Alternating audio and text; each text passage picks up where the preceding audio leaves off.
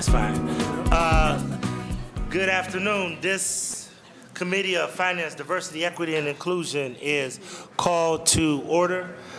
Today is Monday, November the 28th. Madam Clerk, please call the roll. Rizzi. Here. McCormick. Present. Bishop. Gallo. Harrison. Casey. Present. Valencia. Present. Santana. Spencer. Present. Mr. Chairman, you have a quorum. Okay, thank you. All right, we have a couple of guests first. We always hear guests first, so the first ordinance that I'm going to hear is 1158-2023 for Vida Cannon with Dr. Gina Weisblatt, Executive Director, and Vida Cannon, Clinical Director, Serenity Health and Wellness Aspire Center for Excellent Program. Are they here? Are they here? Dr. Gina Weisblatt and Vida Cannon, are they here? I don't see them, then we'll go to the next piece of legislation, and this is Micah Stanford with Building and Construction Initiative. Is Micah Stanford here? Come on in.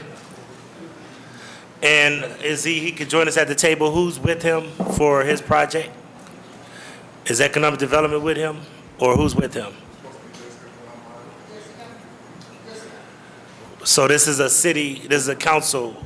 Okay, we'll come back with Jessica in a minute. Nicole Smith and Tom Smith with Envision Cleveland, the Shop on Kinsman, are they here? Jessica's supposed to be here. So Jessica is working with both of you guys. When Jessica gets here, we'll work with Jessica on those because these are council pieces, and then Jessica will work with you on those, okay? So if you guys could just be patient and hang out for a minute. I'm going to bring up the courts, if they could come up for 1287 and 1295. All right, welcome. How you guys doing today? Doing good, President. Great, great, great. So first is ordinance number 1287-2023 by Councilmember Griffin by departmental request.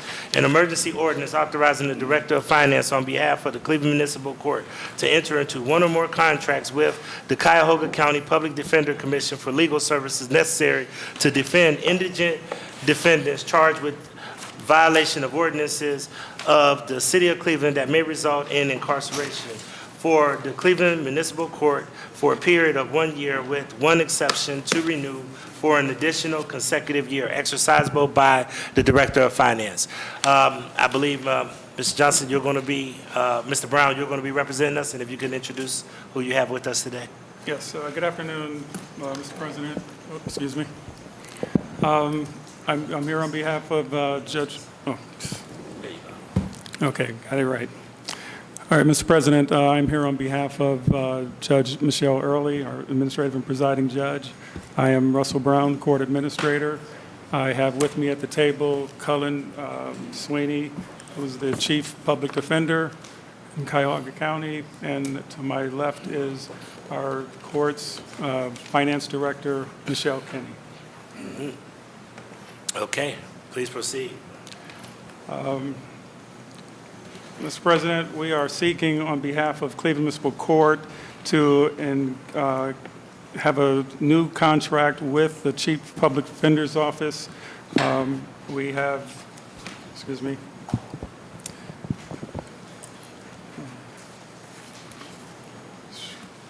I'm sorry.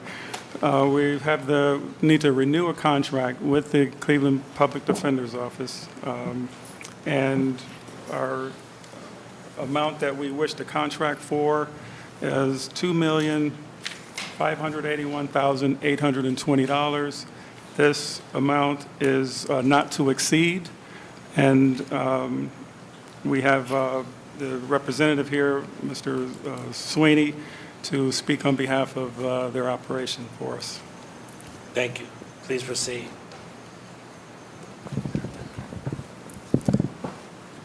Thank you, Council President, council members. Cullen Sweeney on behalf of the Cuyahoga County Public Defender's Office. We have been in contract with the City of Cleveland. This will be our 20th year of providing representation in Cleveland Municipal Court for all people charged with offenses that carry the possibility of incarceration. We have a public defender in every courtroom, including Cleveland Housing Court for people charged with criminal offenses. We also cover the specialty dockets in Cleveland Municipal Court, and we do so in partnership with the court, and we've been very involved in a number of their clinics, community clinics, and we look forward to continuing that partnership in the next year. Okay. Ms. Brown, anybody else? Ms. Kenny? This funding will be general fund funding, as it has been over the past 20 years.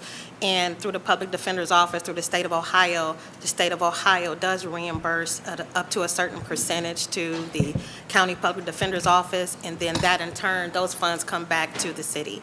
So even though we are using funds out, we're also getting some funds back. On average, it's been about 70 to 80% reimbursement over the past 20 years that we have had. So that direction comes from the state of Ohio through the public defender and then back to the city.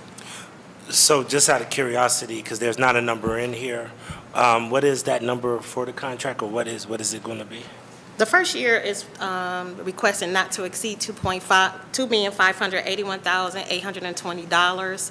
And then for the next year, for the extension, $2,638,721. But you said you usually generate about 60 to 70% of that usually get reimbursed back because of it qualifies for state or federal reimbursements? Yes, it comes state. It comes from the state, then they pay the Public Defender's Office, and then in turn, the Public Defender's Office gives that money back to the city. Okay, great.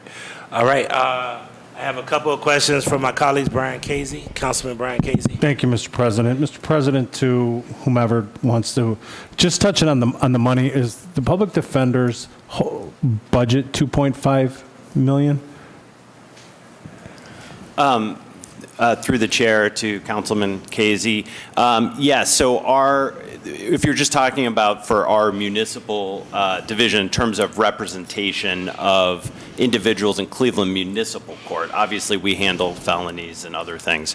The amount that we contract, this would cover all of our personnel costs with the exception of our supervisor. So actually our municipal division supervisor is paid out of our county general funds. And that was my second question. So of the $2.5 million, I think it's 85% is reimbursed from the state. Does the county reimburse us for any of that for felonies that we have to arraign or anything like that in the public defender's office? Yes, through the chair to Councilman Casey. Every expenditure that is made towards representation in Cleveland Municipal Court is reimbursed by the state of Ohio. It comes back through the county, but then is returned to the city of Cleveland. So basically, our contract with the city is about $2.5 million. If that is indeed the amount that we expend, then the 85% of that cost would come back from the state through the county back to the city. All right, and then we're going to check with our finance director to make sure that we're getting that money that we're getting. I know that's not on you guys, because but we need to make sure that we're getting that portion of our money back if the state's reimbursing. Well, and I can say that we are involved in that in the sense that we help facilitate it. I know Michelle Kenny sends us invoices, and we send them over to the county, and the county does pay them. There is admittedly a little bit of a delay in the money coming back, just some red tape and slowness, but it does come back. Right. I can assure you of that the city, Cleveland Municipal Court is very much on top of that. And then one last question, Mr. Chairman, to Mr. Sweeney. Do you guys have a contract with the county? The county gives you guys dollars to represent as well, correct? Yes, through the chair to Councilman Casey. We don't have a contract with the county, but we are funded through the general fund of Cuyahoga County to represent juveniles and parents in juvenile court, adults in common pleas, general division felony cases, and also appeals. So, and we also currently have a grant with the city of Lakewood to provide representation there. And that's by ordinance too as well? There was an ordinance it formed basically the County Public Defender Commission many years ago. Okay. Thank you, Mr. Chairman. All right, thank you. Councilman Kerry McCormick. Thank you, Chair. Support this ordinance. I'm just curious, through the chairman to the public defender, what did we do before 20 years ago? I mean, isn't this a right to have public defense in a criminal case? Yes, through the chair to Councilman McCormick. It actually used to be through the Legal Aid Society of Cleveland. So they used to have a criminal division that handled misdemeanors. It eventually moved over to the county public defender. And I think before there was a contract, my guess is they may have done it on a case-by-case assigned counsel basis, but that was even more than 20 years ago. Okay, thank you. All right, any other questions? All right, seeing no other questions, ordinance number 1287-2023 stands approved. The second one by the courts is 1295-2023 by Councilmember Griffin by departmental request, an emergency ordinance authorizing the Director of Finance on behalf of the Cleveland Municipal Court to enter into one or more contracts with Oriana House, Inc. for professional services necessary to provide appropriate placement for defendants to be assigned into supervised pretrial release without the sanction of incarceration and to provide related services for Cleveland Municipal Court for a period of 1 year with 1 year option to renew exercisable by the Director of Finance. Mr. Brown. Again, good afternoon.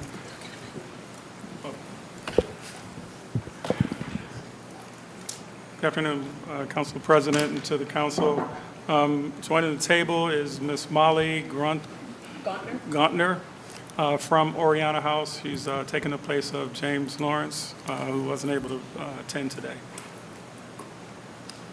And we also have at the table our Director of Pretrial Services, Stephanie Pope-Early. All right, please proceed. We are, again, seeking a continuation of a contract that we have with Oriana House regarding pretrial services. That amount is $1,600,080, and we are basically requesting that we continue this particular grant of $1,600,000, this particular contract on behalf of the court for the $1,600,080. Okay. Anybody else want to add anything to this? Just to speak on this as well to the council, this is also funding that's coming from our general fund. It's not reimbursable at all, so we'll be spending this out of the general fund as we have done over the past 5 years. Out of the general fund that we already appropriate to you? Yes. Okay, all right. Any questions regarding ordinance number? We have Councilman McCormick and then Councilwoman Santana. Thank you. I just, through the chair, to whoever is prepared to answer, can you just expand a little bit more on what these services are for the courts? Please, could you explain more? Okay. Tell us a little bit more about what you do. Give that to Stephanie and Molly. Through the chair to the councilman, pretrial services was created in 2018 in response to bail reform. So the contract that we actually have with the Oriana House provides services to our defendants, such as case management services. They offer drug testing services. They offer electronic monitoring, different types of electronic monitoring services. And that is so that we can release defendants out in the community and be monitored, opposed to them being remaining in jail during their pretrial phase of their court proceedings. Okay. Want to add anything? Just add, I think there are some continuous alcohol monitoring services, urine drug screen services, and remote breath services in addition to that. Mm-hmm. Yeah. Okay. Councilwoman Santana? Thank you, Mr. Chair. That was one of my questions. My second question is just learning about these services. What is the success rate on this Bell reform and the services of Oriana? Well, I would say specifically with the Oriana House, our retention rate as of this year so far is about 81%, and the success rate is almost 80% as well as those that have successfully completed. Got it. So I would say the rest of those percentage are they repeated offenders? So the maybe 15%? I would say from my experience in working with the court, those defendants, some, they don't comply. So those the unsuccessful rates are those that may still have cases that are open, cases that are in a closed status, but maybe they fail to appear and things of that nature. Got it. Okay, thank you. You're welcome. Do we have any other questions? Yes, Mr. Chairman. Councilman Palencia. Thank you, Mr. Chairman, to whoever can answer. Is there any, like with Oriana, do they keep any ward statistics? You keep any, how do you keep your numbers? Like, is it based on census tract? How can you tell us, if we're an inquirer, what areas of the city you're servicing, or the clients that you're servicing? In kind of which zip code areas would be on the referral. My guess is we're tracking that. We would be able to pull that from the referral and the demographics of the defendant. Yeah. We don't need names, but I'd like to see the success. I'd like to see if there's, what areas you're dealing with, where most of your clients are coming from, et cetera, and what are the issues pertaining to that client. Can I speak to that? Okay. Please. Through the chair to the councilman, a lot of times, the majority of the offenses that are detained or arrested in Cleveland Municipal Court are violent offenders. So these are misdemeanor cases. So I would say that the majority of those offenses are domestic violence, there assault, there are aggravated menacing cases, there are child endangerment charges, because those are the defendants that are arrested and charged within and remain in Cuyahoga County Jail. So as far as our monitoring of statistics based on neighborhood, on the court side, we don't necessarily keep track of that. We do initially document their address, but it's a problem because most of those people become displaced because now they have no contact orders and they're not allowed to go back to their residence initially because of the nature of the offense and involving victims. Okay. So we can make an attempt to see what information we can provide and get some information. Yeah, to you. I would just say whatever, Mr. Chairman, to my honorable colleagues and to the participants here at the table, Stephanie and everyone else, whatever you could provide to us, because you're going to find we're asking more and more of that of the groups and organizations that we're providing funding for. What ward breakdowns can you give us, so we can get a better picture as it pertains to the success? Are we having a greater problem in one section of the city or another, especially whether it be with domestic violence or whatever the case may be? So whatever we could be provided would be very helpful. Thank Michelle as well. Thank you. All right, thank you. Seeing no other questions, ordinance number 1295-2023 stands approved. Thank you. Keep up the great work. Thank you. All right. All right, I'm going to go back to our guest, Dr. Gina Weisblatt, Executive Director, and Vita Cannon, Clinical Director, Serenity Health and Wellness. These are council pieces that we have regarding the American Rescue Plan Act dollars, and I believe Ms. Columbia is going to be joined with them as they are presenting. Is Ms. Columbia around? Where did Ms. Columbia go to? Please join. Here she is. Please join us at the table if you could. Hi, how are you? All right. So first of all, if you could tell us a little bit about who you are, your organization, and then where you're located at and the amount that you're seeking. Absolutely. My name is Gina Weisblatt, and my colleague will introduce herself. Hi, I'm Vita Cannon. Okay. Okay. And we are seeking dollars for Ward 4 to renovate 2 properties, to put together a executive set of offices for Serenity Health and Wellness Corporation. And we're also looking to do a home in the same area, but zoned appropriately.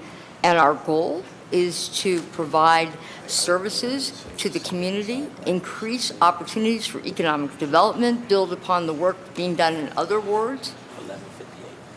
I'm sorry. Did you- No, please go ahead. No problem. Excellent. And we have put together some initial figures, and we're looking at about 210% ROI, which I recognize is high.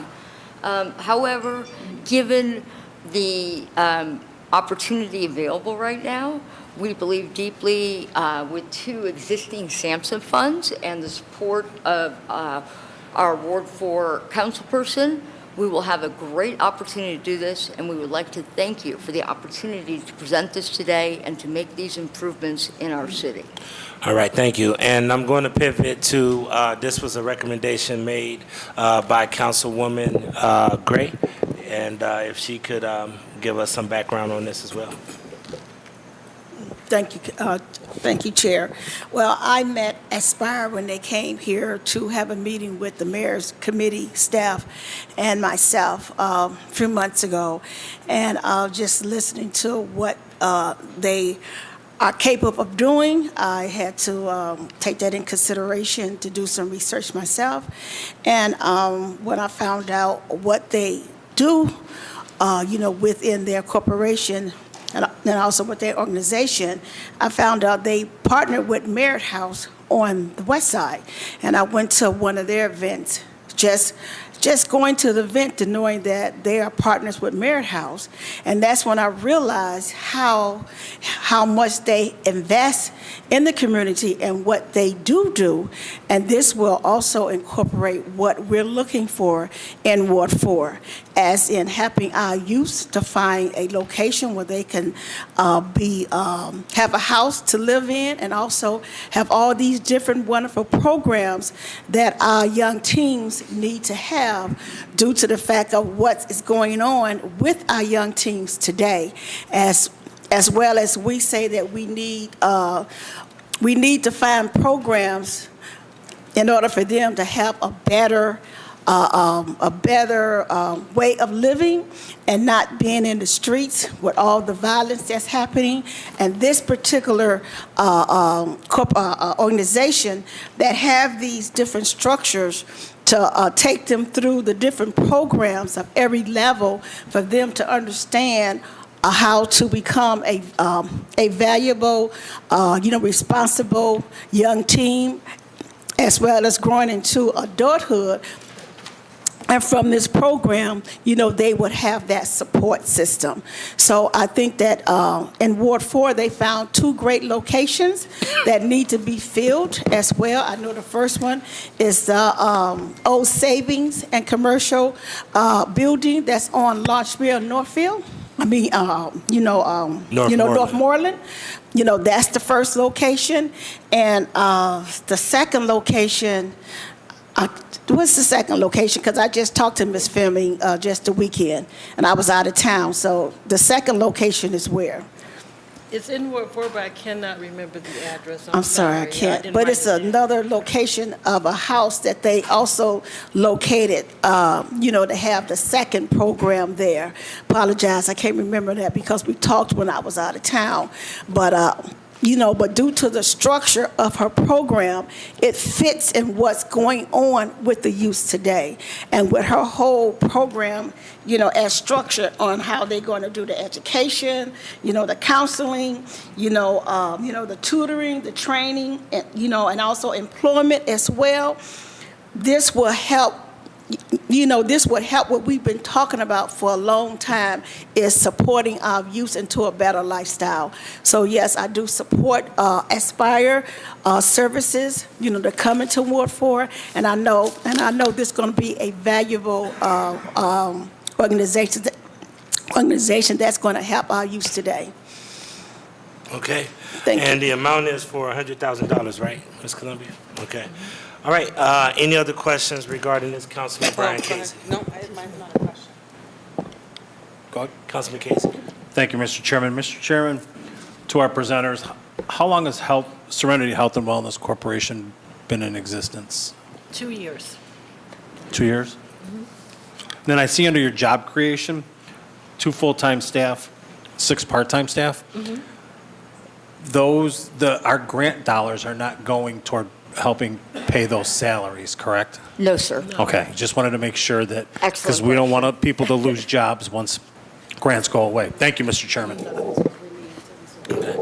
And just want to make sure I have the Vice Chair of DPS. This was relieved from DPS. Yes, this was relief from DPS in support of Councilwoman's project. It was a wonderful project, by the way. Thank you. Thank you. Okay, seeing no other questions, ordinance number 1158-2023 stands approved. Thank you and good luck with your project. And I actually serve about a block away, so I'll be tapping into you guys as well, okay? We look forward I to actually that. live on Lurch. Thank you. Thank you very Forward to much. meet. Thank you, Councilman. Thank you. All right, next up is ordinance number 1189-23, Micah Sanford, Building and Construction Initiative. Mr. Sanford, and I believe, does he have a presentation? So if you could give us a very brief presentation, because we have a lot of things to cover. And then this also was relieved by DPS, if I'm not mistaken, Council Lady? Yes, this was also relief from DPS. Okay, so this was relieved from DPS, so we're hearing it here. This is a recommendation also by Councilwoman Gray. And please proceed, Mr. Sanford. Sure, good afternoon. Thank you for seeing me this afternoon. My name is Micah Sanford. I am the Director of Building and Construction Initiative. We're a nonprofit. What we're doing is we're looking to seek about $165,000, and that is for renovation of the project right there in Ward 4 on 140th and Kinsman, and that'll be for a full renovation of the building. And what we're doing is we're putting a construction initiative program there, and the thing is we're starting at the youth level at 13 years of age, and we're teaching skills of entry-level construction, which is carpentry, drywall finishing, and painting. That's what we're going to initially start with. So our mission is to have pathways, especially for that community, to get individuals to have something local that they can do and can get some skills that will take them through a lifetime. So our project will be a 16-week course, but it'll be a lifelong course for those who take it. Our vision is to provide continuing education pathways in the construction industry so individuals may develop skills and standards to become an asset in the construction force. Our marketing strategy is to target all your big box stores in order for help, being that we are a nonprofit, and for contributions in order to keep this program sustainable. Once again, the building is right there on 140th, which is a central location in the heart of Cleveland. So we wanted to make sure that we have something that can be centralized and approached accordingly by local community. So, thank you, Council. Okay. All right. So once again, just a couple of things. We're really trying to beef up building and construction, and we really need more young people onboarding into this. Have you talked with some of the trades organizations? Because Ohio Means Jobs and others may benefit from you helping to supply this pipeline into some of those programs that we funded, that I could see you being, an arm to really try to help onboard some of these folks into the trade. Sure. I've talked to a few Workforce Now, a couple of those individuals, a couple people in the trades as far as the union. Being that this program is a non-union base, we're going to find a way to segue them there, because what happened is we're focused on a skill more than just placing them at a job. So we have had some conversations, and once this program is up and running, I think we got some nice segues into getting some individuals in some workforce programs. But between them and the black contractors and others, I would Absolutely. really urge you to tap into them, because we are having millions of dollars in construction. I'd hate to see all of these skill sets get Absolutely. developed and not have a pipeline to get them directly Absolutely. onto these jobs, okay? Absolutely. All right, this once again was recommended by Councilwoman Gray. Did you want to give some background? Yes, thank you, Chair, and thank you for that extra advice for Mr. Sanford to look into. It's imperative for that, because we did give $10 million to that construction program through Workforce, and definitely they need to partner up with that. But also meeting Mr. Sanford, he came to a couple of my community meetings. I didn't know who he was, but he approached me, and we had a conversation. And also when he told me the location of the building, which I had planned to work with Building Housing to tear it down because it's been vacant so many years. But when he told me what he were attempting to do and what he had already started prior to COVID, and that's why it was shut down, and he sat down and he explained to me about his program, it enlightened me because of the summer program that I created for the 10 youths that worked in Ward 4 for the summertime. He came to that celebration, and he's also going to work with the kids in my summer program to have him, to have them come to this program to see how they can continue to have a job under 18. So this will also help to encourage a lot of the young teens to learn skills that they can acquire and also, grow into, and then decide on what they need to do in life per se. So pertaining to him continually coming to my community meetings, he's has invited a lot of the residents to understand who he is and also what he's doing. This is also helpful with the mothers and grandmothers to know that they can reach out to him, for their kids to understand that this will be an open building for walk-ins to come in to learn as well, and not only for CMA, not only for CMSD students, hopefully, they will partner, but also for the kids who are not doing anything right now, and he can offer that, he can offer those skills to them. So this is the reason why I decided to bring it to council, so council can look over it, and hopefully, that this will fit in Ward 4 future future development, for our constituents. Awesome, thank you. Question. Councilwoman Santana? Thank you, Mr. Chair. So this sounds like an amazing program. I'm curious to know, how long has your program been around? So we are almost running on a year just being a nonprofit, but I've been doing this program basically privately funded over the 20 years I've been in the construction business. How many kids have gone through your program? About 14 kids, but plenty of adults. Okay. Do you know, where are they at now? Are they working? So we've sent some into the union, Locals Union 310, some of the builders unions, and most, I would say 85% of them are working. Got it. This sounds like a great program. Also curious to know to partner with PACE program, because that's one of their buckets is preparing them with construction. So I would love to talk more about it, how we could expand this throughout the city and see your success. Great. So congratulations. Great. And this was also relief from DPS as well. Okay. All right. Seeing no other questions, this ordinance number 1189-2023 as amended stands approved. And let me make sure that I read this amendment. The amendment says there is no legal objection to this legislation if amended as follows. In section 2 at the end, insert RQS 9501 RL 2023-110. This was 1115, signed by Stephanie Melnick in the law department. And I do want to make sure that I read into the record for 1158 into the amendment, similar. There is no legal objection to this legislation if amended as follows. 1, in section 2 at the end, insert RQS 9501 RL 2023-106.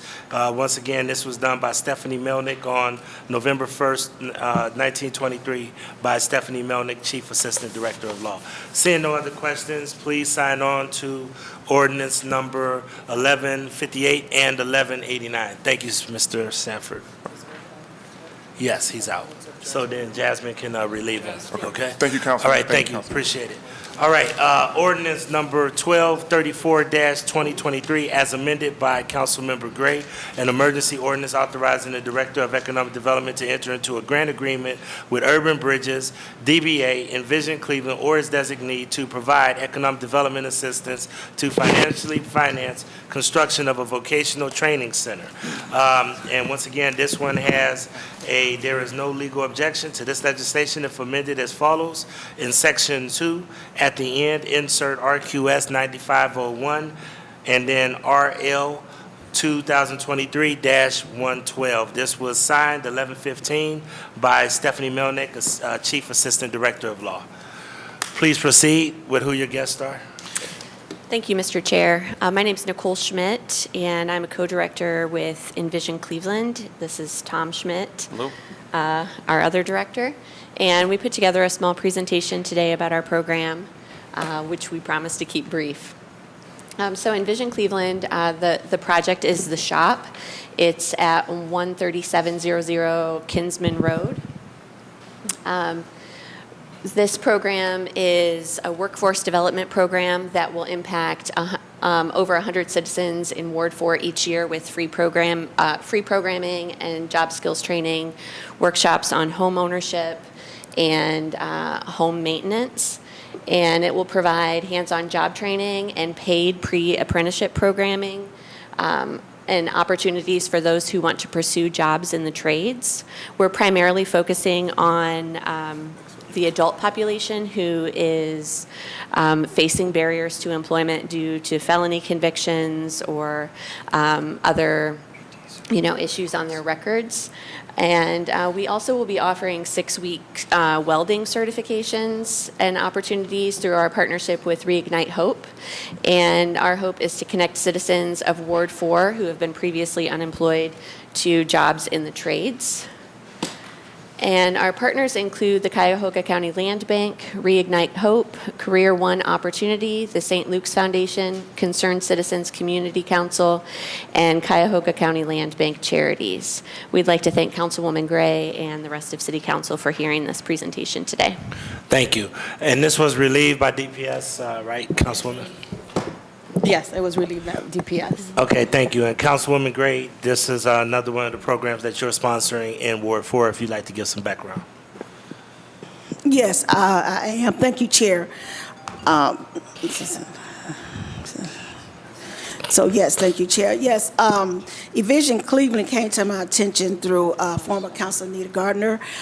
She's one of the partners with Envision Cleveland, and since I have been knowing her and visiting and knowing about the area, she brought it to my attention. I met Tom there, and he told me about all the great work that he's doing with the old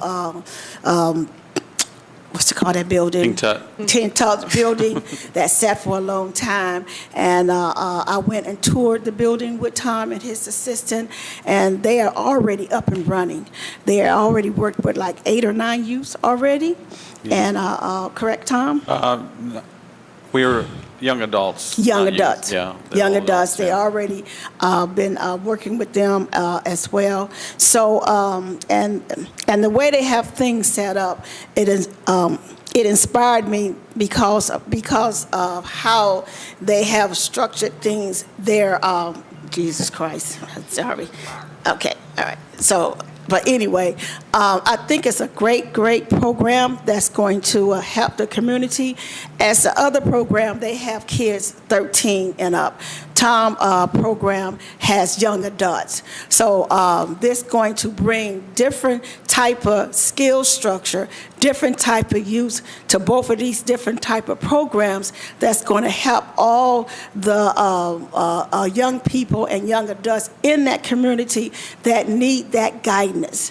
And this will be a good fit, whereas one program won't overcrowd the other program. So there's enough programs and space for both of these programs to have done in Kinsman, and you're going to bring a lot of other opportunities for people to learn the skills that they are looking for and probably have never thought of. So by me just engaging with Tom and his assistant, knowing what they have already done, this is going to be a huge, great development of what we are already looking to bring into the southeast side, as incorporated it, with the development that we're already working on with the southeast side, as 2 and 1 can bring their, their young teens and adults to come over, into these programs too. So I see that this will be a great development, and all the troubles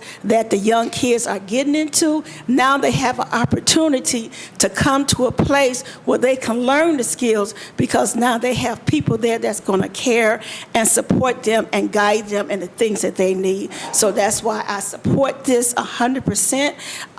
They're doing a great job right now, and I appreciate them bringing it in to the southeast side, to Ward 4, because we are badly in need for development.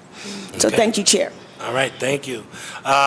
Once again, this was relieved by DPS, Councilwoman Santana, and then Councilman Casey. This was relieved, but I do have a quick question through the chair. I realize that although these two pieces are community development, there's also a component of workforce and youth development. I would be curious to hear this through our committee next year and just kind of hear your success rate and see if there's opportunities to expand throughout the city if it's sustainable and it's successful.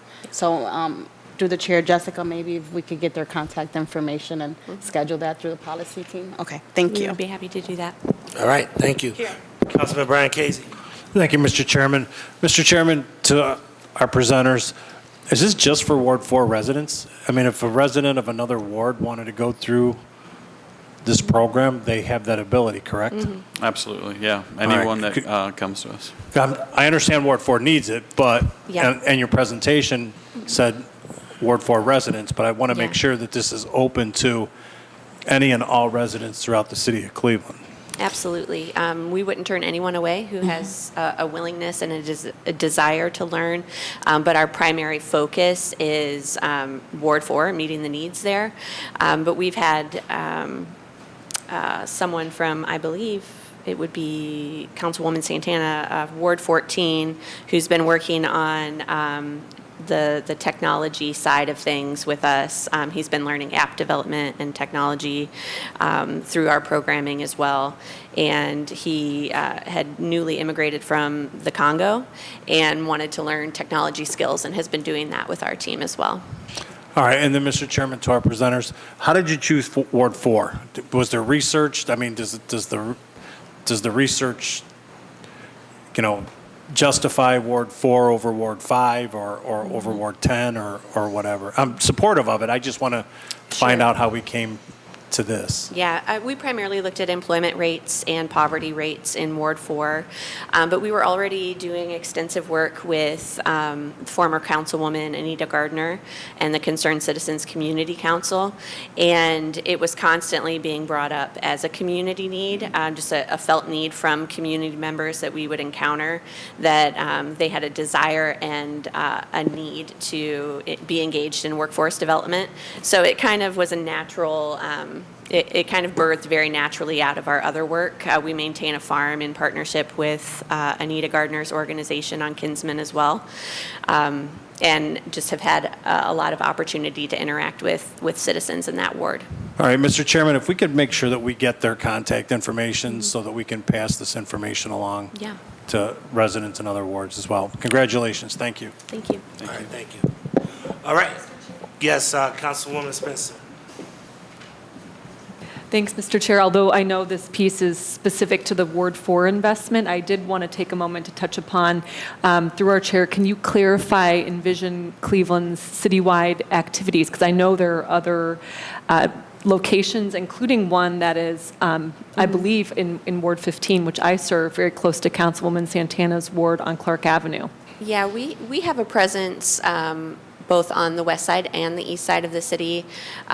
We have a program called The Bridge that is on Clark Ave I believe that would be in Ward 14. It's 15, actually. Is it 15? Technically, Okay. it's right on the border. Okay, it's Yep, yep. yeah. And we have programming there for newcomers that have just newly immigrated to the United States, a lot of refugee engagement programming. We teach ESL and citizenship, helping people to adjust to their new culture.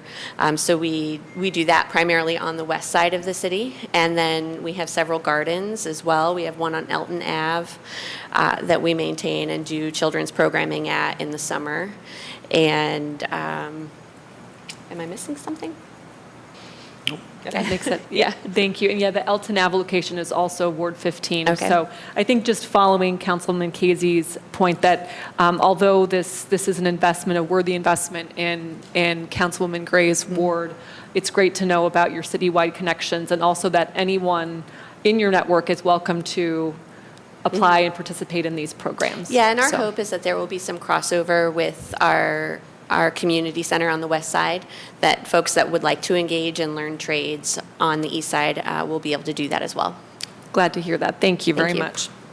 Okay, seeing no other questions? Well, once- Mr. Chairman, Okay, Councilman Pulis. Not any questions, but what I'd like to see at some point, we're funding these groups, and I think there's merit to it. But at some point, I'd like to have CMSD come in here and explain to us what they're doing for vocational and technical training. I, for the life of me, can't figure out what they do. And so we're spending millions of dollars, the taxpayers, to support CMSD, and yet I constantly hear from parents the need for vocational technical training in our high schools, and it's not taking place. It once was there. So I would hope at some point we could get the new CEO to come over and explain to us what his vision or his game plan is, because what I learned from talking to other public officials just recently, they are really emphasizing in some other cities vocational technical training program and apprenticeship programs. And so again, I'll leave it at that, but I think at some point we need to understand what they're doing and not doing. Thank you. I know Ms. Santana has been engaged in that, so Yeah. if she wants to give any I comments. would just say we brought CEO, but at the time, he wasn't ready to share his plan. And so I was surprised that in the state of the schools, not much of workforce was mentioned, which was pretty shocking. But I do think he's ready to come back and then specifically address workforce through the workforce committee. So I would definitely let my colleagues know when we do that. Another thing that I would say is just being chair of workforce, there are tons of organizations out there doing great work. They're just all over the place, and I think we need to help streamline that process. Maybe there's a directory, but there are tons of organizations that are doing great work, but just kind of working on in silos. I'm glad to know that you partner with other organizations. Like I'm sure you partner with Max Hayes, and so we're working on that, and that is the goal for 2024, streamlining everything. Thank you. All right, thank you. And as I said earlier, I hope that we could use these as opportunities to onboard some of the young people that you're working with to all of these different opportunities that we're having across the city. So imperative to work with your CEAs and your, Black Contractors and Hispanic Business Association so we can provide some on-ramps, okay? All right, seeing no other questions, ordinance number 1234-2023 stands approved. Thank you. Thank you. Congratulations, Thank you so much. Councilwoman. Okay, thank you. Okay, we're going back to the regular agenda. So we'll start off with ordinance number 1022-2023 by Councilmembers Harrison and Griffin by departmental request.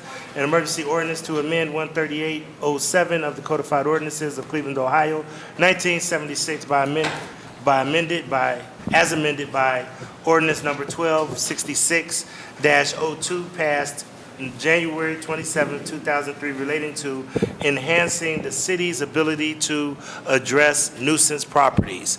And let me just make sure that I clarify this. This is not the entire Residents First proposal, but is this assisting the Residents First proposal? Through the chair to the council members, no, it is not entire Residents First. It is part and parcel of that, just one. But this small is a piece of it? Yes, it is.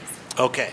And I want to make sure that I clarified that because we do want to look at Residents First, and that's something that there are several components of that.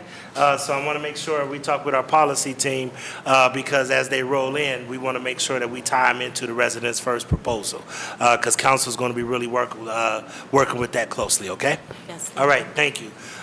So this is, and this actually was something that Councilman Harrison actually recommended, is that we pull a couple of these pieces out and let them stand on their own because we kind of really agree with especially ones like these, okay? All right, so please proceed. What's the number on that one? 1022-2023. Okay, so here with me. If you could talk Councilman into the microphone so that our Am I entire speaking audience can. Sometimes you got to bring it closer to you. Okay. All right. Colleen Majewski, Assistant Director for Building and Housing. To my left is Tom Vanover, Chief Building Official. And to my right, Dave Roberts from Law for our Code Enforcement and the Law Department.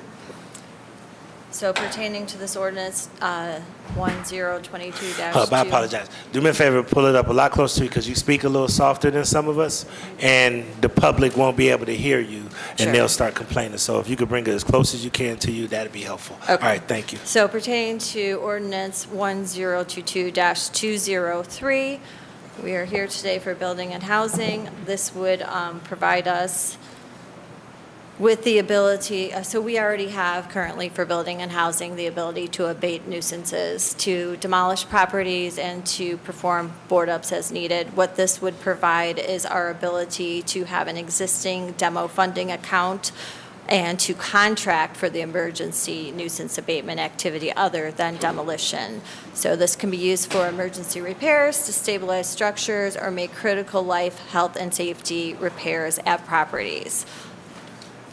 So Okay. it's just correcting kind of a prior ordinance where our ability to contract and have a funding source was not included. Okay, so this basically establishes its own funding source, and it gives you a little bit more of a thrifty platform to be able to tear down what, those Fort Worth kind of buildings, or which kind of buildings? So that are actually, we'll there? provide you with a good example. And if you could, make sure you make all comments to the chair. so Through the that- chair to the council members, we can provide you with an example of something that happened today that would be an example of the nuisance abatement, not a full-on demolition. And I'll leave that to Tom Vanover. Good morning, members of the council, through the chair. So currently, we have, as the Assistant Director Majewski said, we have authority to abate nuisances short of demolition and board up. What we're seeking out of this change request is, as she said, the ability to contract for it. So if any of you saw the news report last night from the explosion that happened on East 139th Street, as part of the activities from a car hitting a structure, igniting a gas line, that car ended its run of terror in the porch of a privately held residence. Under our current authority, we have the authority to put shoring on that porch. When I left there prior to this coming to this meeting, the car was still there due to a police investigation. But once the car is removed, it compromises the porch. We have the authority currently to shore up the porch, to give the owners time to make it safe for themselves and for the public, to give the owners time to work with their insurance company, to give PD time to do their work. What we don't have is the authority to contract somebody to do that. So that's the missing piece. So this porch needs to be shored up. It needs to be temporarily made safe for those residents while they're working through their ultimate repairs.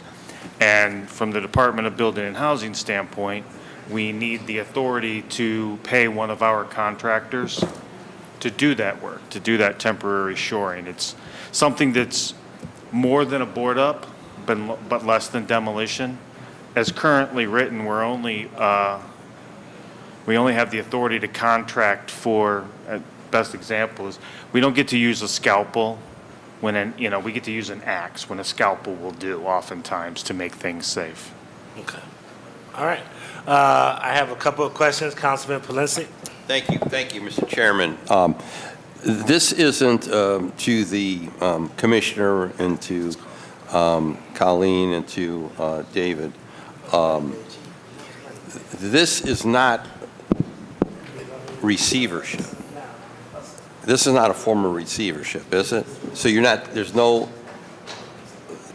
action being taken against the owner of the property, correct? Through the chair to the council members, no, this is not a receivership action itself, no. Okay.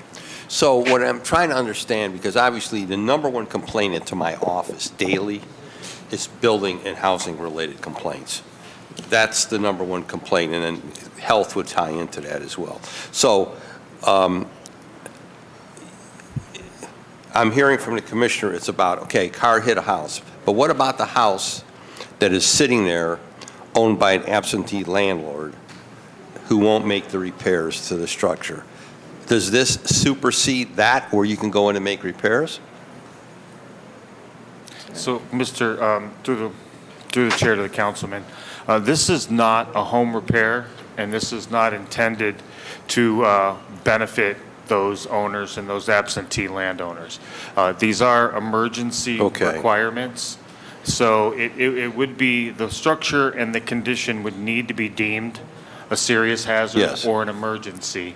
But to your point, with with occupied rental properties, Right. this would grant us the authority to contract to fix a boiler for, we have several apartment buildings that are elderly or handicap occupied where the boilers aren't working. It would grant us the authority to do that and then seek reimbursement from the property owners. We have instances where the elevators in 8-story buildings aren't functioning. It would grant us the authority to contract with a contractor to fix the elevators for the safety of the residents. And then you would assess the property? That is correct. Through a tax assessment? That it would go through billing. We would bill them directly first. We would send them through collections, and then ultimately it would be assessed to the tax duplicate, yes. And where does the upfront funds come from? Who can tell me? Through the chair to the council member, that is, the funds for this would be the same as we use for demolition funds, safe routes being one example. So what is the dollar amount that you have set aside? Are you segregating it inside? You have demolition? Is there a segregation so we know when we look at the budget what is being set aside specifically for this and what's being set aside for demolition? So through the chair to the council member, currently, let's use safe routes. We have almost 4 million in there, and that's used for demolition and board up. We'd be able to use it for this type of emergency, life, health, safety type issues. We would be able to use that funding source, and it would be separated. And then how will you, you're going to separate it, but how are you going to segregate it in a way where council will know what you're spending for demolition versus this? Through the chair to the council members, we would have our PO orders, and it would be specific as with the demos of what was completed, what the activity was, what the dates were. It would be exactly similar to that. So none of that will change. Well, Mr. Chairman, I would request, if I need to make an amendment, I'd like to report back to the council on a quarterly basis what addresses that you spent these funds on. Mr. Roberts, do you have Councilman's proffered amendment? I would, whenever they're ready. He'll repeat it? I'm making a motion that on a quarterly basis, City Council would be apprised by address as to where these funds were spent and the amount of the funds spent and for what purpose. Well, keep in mind, we're amending a codified ordinance, so we have to be precise exactly where this is going to be inserted. And, well, maybe we can talk about it during discussion as to the impact of that language added to the codified, but maybe, I'll defer to Mr. Vanover or Mr. Roberts. So, Mr. Chairman, to the councilman, if I may, just to point out, there are really two items at hand here. One is granting us, the Department of Building and Housing, the authority to contract. That's a piece on its own. The second piece is that because we currently have funding that this council passed legislation for, that existing funding, that existing amount, that ordinance is also specific for board up and demolition. So we're asking that that bucket of money be amended.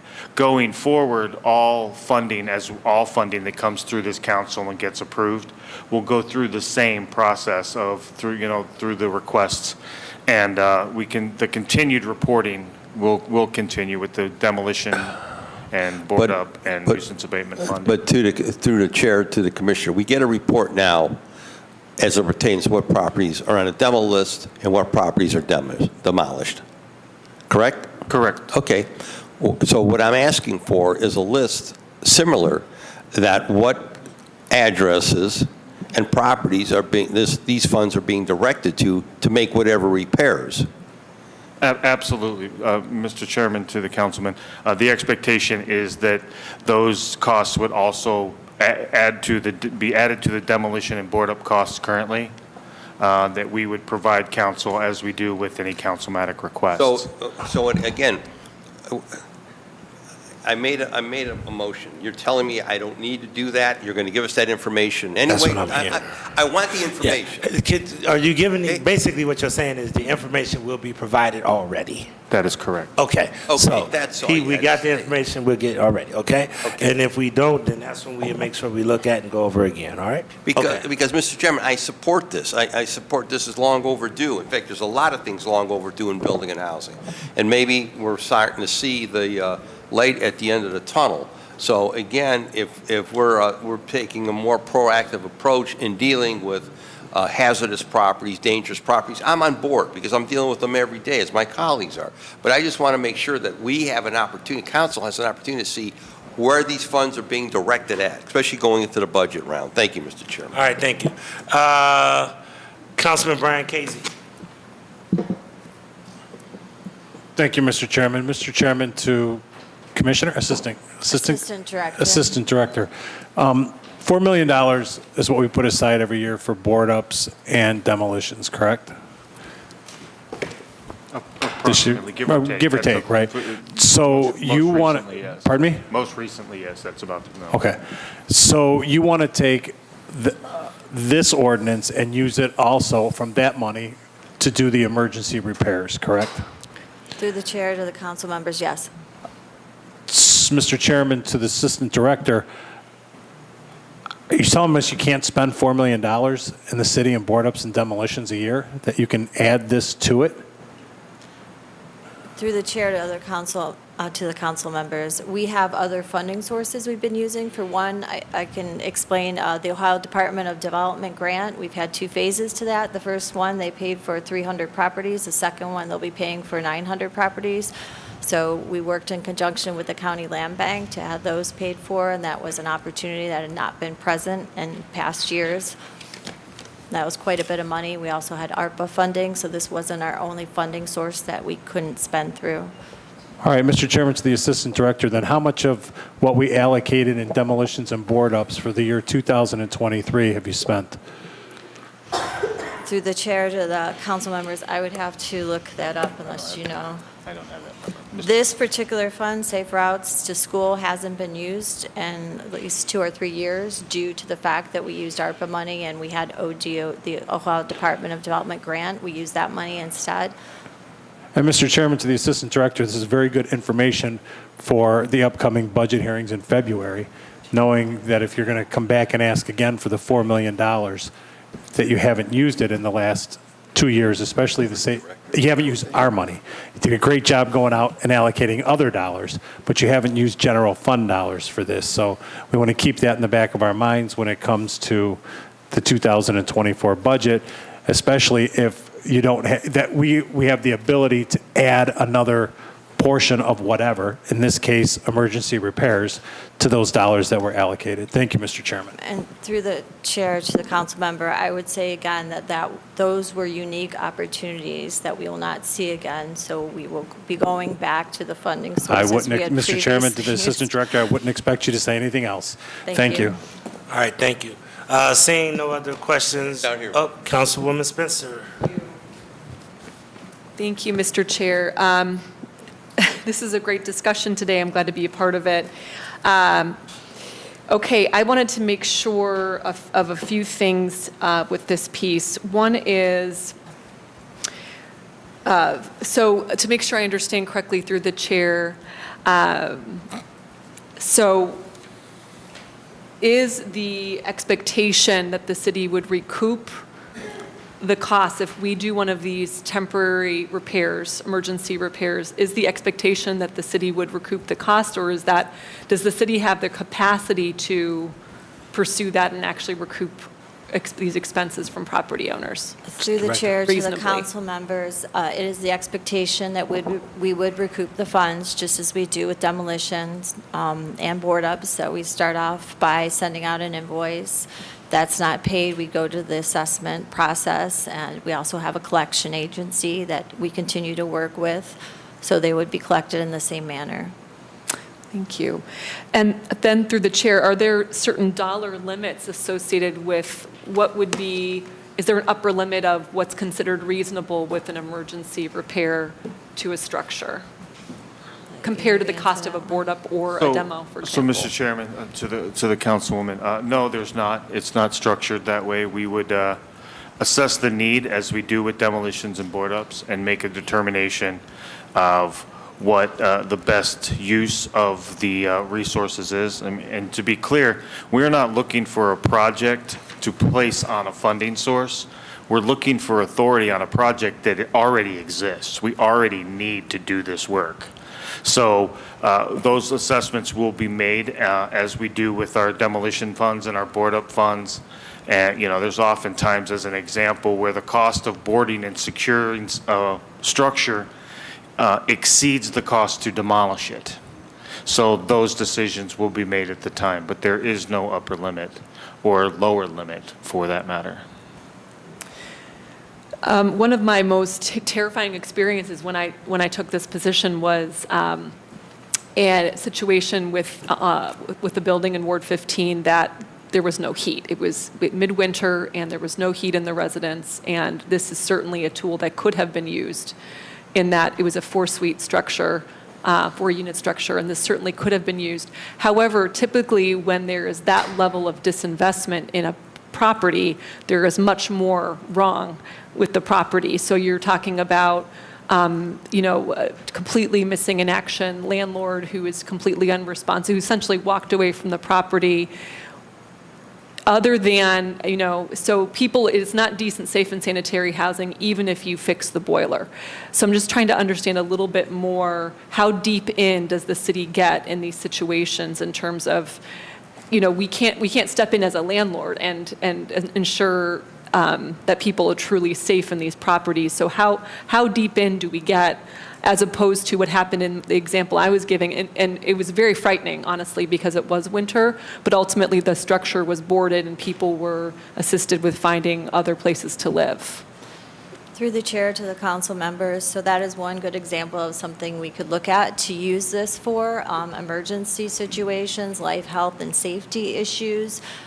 We had a different tool we used in a very similar situation in the Shaker area. There's ongoing litigation in that, so I don't want to talk too much about it, but it was a boiler system, an elevator not working when there were 2, and then there was only 1, and we had some elderly residents living in the upper floors. So we've had some of those situations. We would use this tool to allow us to contract for that in that case, and we have used other tools such as receivership in similar situations. So we would take them each on a case-by-case basis, but it would still need those factors of an emergency situation and affecting health and safety issues. Thank you. I think I have one more question, Mr. Chair, which is, what are the decision-making criteria in terms of personnel out in the field? Who makes the call? Who would be the authority? How are these decisions made? Because this is a big potential workload too. I'm kind of curious. So I guess I have a 2-part question. One is, how do these decisions proceed in terms of assessing the need, developing a scope, deciding when this tool would be used versus other tools, and then it just sounds like a worthy pursuit, but also could require additional personnel to actually carry out this work in terms of oversight of this additional expanded authority. Do you want to address that? Yeah. So, Mr. Chairman, to the councilwoman, as the chief building official, all of the scariest days working for the city of Cleveland for myself are days when I've had to make a determination if a condition at a property was so serious that I had to vacate that property. And that authority is for serious hazards with the building official. And displacing 4 or 40 persons as we've been faced with, is it's terrifying because there's no easy way to do that. So beginning with that conversation and those discussions, it would begin with myself and the Bureau of Demolition and the Nuisance Abatement Task Force working through those decisions. And you're right, sometimes the properties are so disinvested that vacating is the only answer, and it's best for the citizens. But if we can get time, which oftentimes time is not, it's not easy to come by. If we can make something safe for a time while we find new housing and we find new places for them to go, that's the human side of the equation as opposed to just issuing the vacate. But this is, make no mistake, this is not a property renovation fund. This is on the very, very nimble, on the fly decision making. We have to keep these people safe for this period of time until we can do something better.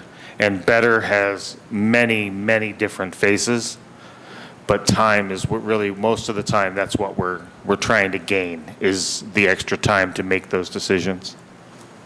Thank you. And I think I have one more question, Mr. Chair, and apologies if I missed this. Through the chair, what is the source of funds, again, for this activity? I know that was Through talked the about, but I chair, want to make sure. To the council capturing. members, it would be the same source of funding for our demolitions. And one example is Safe Routes to School. Okay. Okay. All right. All right. Thank you, Mr. Chair. Thank you. Seeing no other questions, ordinance number 1022-2023 stands approved. Please sign on. Thank you. Next ordinance is ordinance number 1088-2023 by council members McCormick, Bishop, Hairston, and Griffin by departmental request, an emergency ordinance giving consent to the city of Cleveland to the Director of Transportation of the State of Ohio to demolish and remove the Eagle Avenue lift bridge over Cuyahoga River in the city of Cleveland, authorizing agreements causing payment to the state for the city's share of the improvement. Director and Commissioner. Good afternoon. As you mentioned, this is for authorization for funding for the Eagle Avenue Bridge demolition. The Eagle Avenue Bridge was inspected fully in 2022, and the engineering report indicated that full removal of the structure was required due to the failing of the vertical elements of the bridge. This is the bridge that crosses the Cuyahoga River with Scranton Road on one side and Stones Levee on the other side, and this is the bridge that's been locked in the up position for probably 20 years now. But due to the failing vertical elements, unfortunately, it is time to take it down. It has a visual relevance that we're all aware of and lends to the industrial nature of the flats. But we're at a point where we need to be safe about the shipping channel, and so we are hoping to move forward with the demolition. We received just over $2.5 million from ODOT municipal bridge funds. The city would put in just over $750,000 of road and bridge bonds for the demolition. This did go through a public comment period through the Department of Transportation. We did discuss it when we were considering this with Councilman McCormick, with Flats Forward. It went through City Planning Commission. We also discussed it with the Bedrock team because they're developing near Stones Levee. And there was also several newspaper articles on the topic. So it's definitely been in the public that this is something that we've been working towards. And also just to highlight that we will be saving certain elements of the bridge to be used for little pocket parks at either side of the bridge approach. One side is the Scranton Flats side of the towpath trail, so there's already a park around it, and the other side would be a new pocket park that we would create at that approach. Okay. All right. Just a couple of things. So are you going to replace it, or how is that going to happen?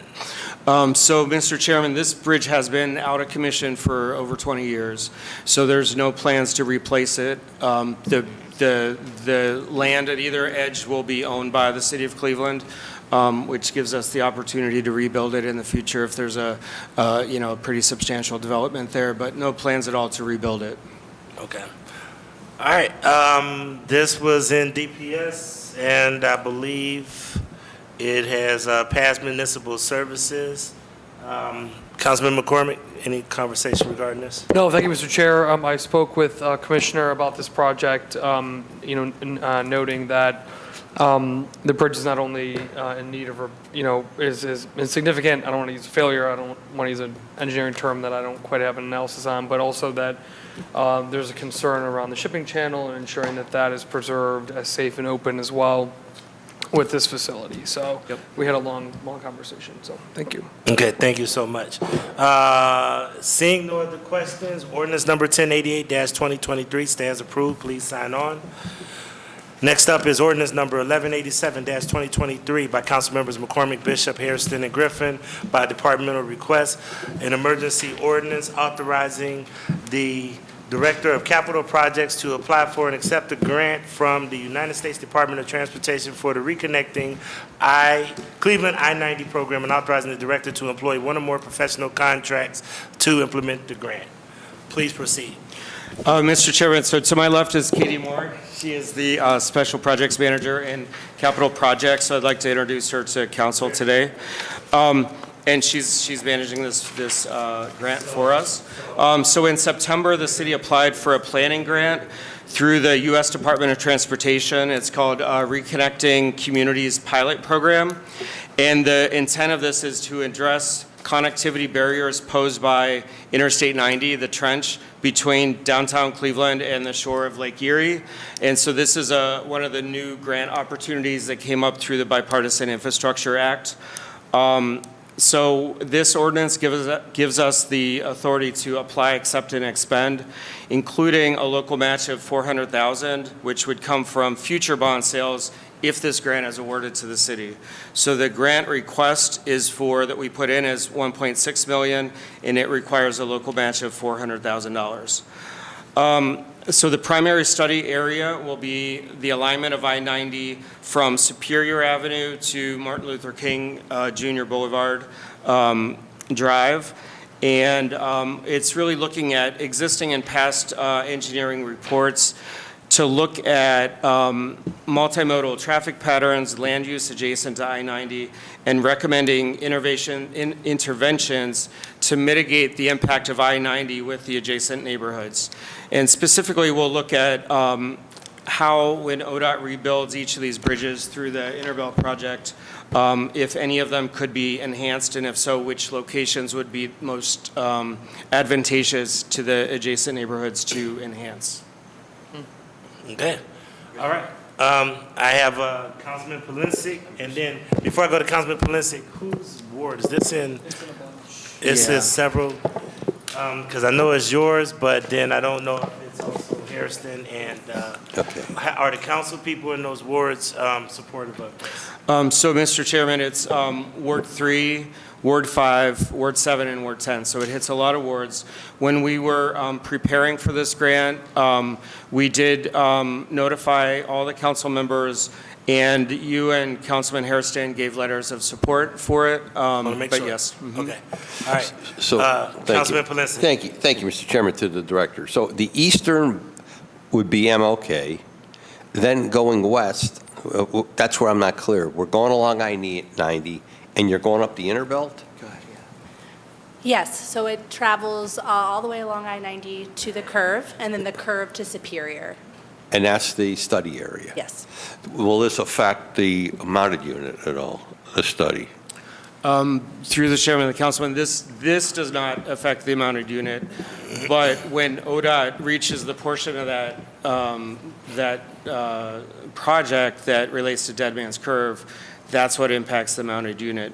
So one thing I didn't say is that this is in coordination with what ODOT plans to do. And ODOT plans to rebuild each of those bridges along that stretch. And so this gives us the opportunity in advance of those projects being funded to really look at it holistically and make some recommendations. And do you have any time frame on that, Mr. Chairman, to the director? Through the chairman to the councilman on ODOT's project? Yeah, because this is a part of it. Yeah, through the chair. This ODOT project, they're currently looking to go into construction for the next phase in 2026 and 2027. So the following phase isn't even in design yet. So we're looking at closer to 2030 for any of these improvements. Before you actually see Mr. Chairman, before you actually see a realignment of Dead Man's Curve? Through the chairman and the councilman, yes. So Dead Man's Curve would be in a future phase of the project. We think today that it would be the next phase, but ODOT has changed their phasing, from time to time. So we're talking some time off? Yes. Okay, thank you, Mr. Chairman. Okay, Councilman McCormick or anyone else? All right, seeing no other questions, ordinance number 1187-2023 stands approved. Please sign on. Thank you. Next up is 1195. Ordinance number 1195-2023 by Councilmember Spencer, Bishop, Hairston, Griffin by departmental request, an emergency ordinance authorizing the Commissioner of Purchasing and Supplies to sell city-owned air rights interests no longer needed for the city's public use located on Detroit Avenue adjacent to West Boulevard, Goodale Rapid Transit Station to Flaherty and Collins Development, LLC, for future residential development. Mr. Director DeRosa and Ms. DeGennaro. Mr. Chairman, so I'm going to defer to Commissioner DeGennaro on this one. It is a situation that we bring to council every couple of years, and so this is the latest location. Thank you. Please proceed. The city owned and operated the Cleveland Transit System until the mid-1970s, when many of the assets were transferred to RTA, including the subject parcel, but the city retained air rights over many of these parcels. Flaherty and Collins approached RTA with a proposal to develop 60 to 80 units of affordable housing on this land, which, given its adjacency to the Rapid Station, is ideal for a transit-oriented development of this type. RTA entered into an option agreement to sell the land to the developer, and the developer subsequently approached the city to purchase the air rights so that they could proceed with their development. The sale of the air rights will be contingent on the developer exercising its option to purchase the land, and the sale of the air rights will be at appraised value of $12,000. Thank you. Okay. All right. Most of this will be done in, I believe, Councilwoman Spencer's ward. Do you want to comment on this? Thanks, Mr. Chair. I do. I'm familiar with the project. It did receive an allocation of low-income housing tax credits, so it is well on its way to have all the pieces in place to be developed. There's been extensive community engagement as well, so I fully support this piece of legislation. Thank you. Thank you. All right, seeing no other questions, ordinance number 1195-2023 stands approved. Please sign on. Thank you. Thank you. All right, next up is ordinance number 1270-2023 by Councilmembers Conwell, Hairston, and Griffin by departmental request. An emergency ordinance to supplement ordinance number 1074-2021 passed December 6, 2021 to add new 11th whereas clause relating to one or more grant agreements with Hitchcock Center for Women, Inc., to support the construction of a new residential treatment facility at 1227 Ansel Road. Director. Hi there. Thank you. Thank you, Board. So we are here today, Chairman, to talk through what is really amounts to a procedural change. This is a project that has already been approved by this board. The difference is that given the funding source and the changes of using ARPA dollars that were originally in a more restrictive area, and then now using ARPA dollars that have now really become city dollars. We have to, per law's guidance, we have to send it through the housing board. And so happy to talk about the project, but really just want to remind that this is, something that is procedural so that we can be in alignment with our federal policies. And I have Tony Bango at the table with me who can help us answer any questions that you all may have of us today. Thank you. Pretty straightforward, it's procedural, and pretty much got it. Anybody have any questions regarding ordinance number 1270-2023? Seeing no questions, ordinance number 1270-2023 stands approved. Thank you. All right. Last up is ordinance number 1271-2023 by Councilmembers Hairston and Griffin by departmental request. An emergency ordinance authorizing the Director of Community Development to apply for and accept one or more grants from the cities for a financial empowerment fund, the Cleveland City-wide Development Corporation, and other public or private entities for the Bank on Fellowship Program. On the Bank Fellowship Program. Director. Thank you so much, Chairman. I have Aaron Kinney with me here at the table today. He is the head of our Bank Relations Office within the Department of Community Development. We are here today because the city has actually won a grant. And through that grant for the Cities for Financial Empowerment, this is the second one that we've won in the last year and some change, I think probably within the last year. This is part of the Bank On program that the city has been a part of for some time. That is a program, that is a national program where bank partners are involved in it, and the goal is to help get those who are underbanked and unbanked into a bankable situation and get them relationships with banks. We work on our Bank On program with Enterprise Community Partners. And so Enterprise has staff that work through this with us as well. And this specific grant is for a fellowship position for 2 years that will help us to further flesh out what that Bank On program looks like. There are match dollars that comes from the City for Financial Empowerment Group, but the city has to put forth dollars as well. We wanted to be able to leave this wide enough to accept other dollars from the many partners that work with us, whether they're banking partners or other organizations that support this effort. There's a pretty wide coalition, so we wanted to be able to leave it open in case they find it in their hearts to provide some money for this position along with the city of Cleveland. I again have Aaron Kinney here for any questions that you all may have on this really great opportunity. So just real quick, how do we outreach or how do we try to refer or get people into this? Because I know that there's a couple of private companies that are doing this too, and everybody comes and asks us for funding, and here we are funding it ourselves. So how do we get people involved in these kind of programs when we had these opportunities? Chairman, I really believe that this position is about making, in some ways, herding the cats. And making sure that all of our partners are on the same page and really helping to develop the processes and procedures so that we can have better clarity and getting folks involved in the program. Aaron, does that match your idea of this? Thank you, Director. To the chair, to the council, yes, that's correct. So I get people calling me all the time about financial, helping people become bankable and financial literacy and all those things. I can now say, you should be talking to Mr. Kinney. That is correct. Online it to Mr. Kinney.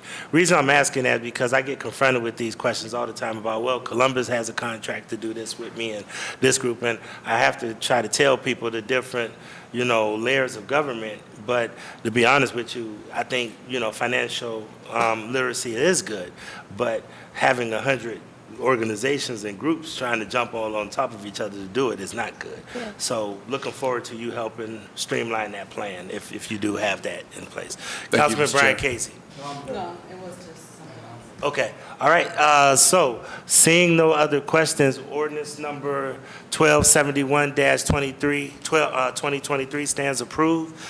Please sign on, and that concludes this Committee of Finance, Diversity, Equity, and Inclusion.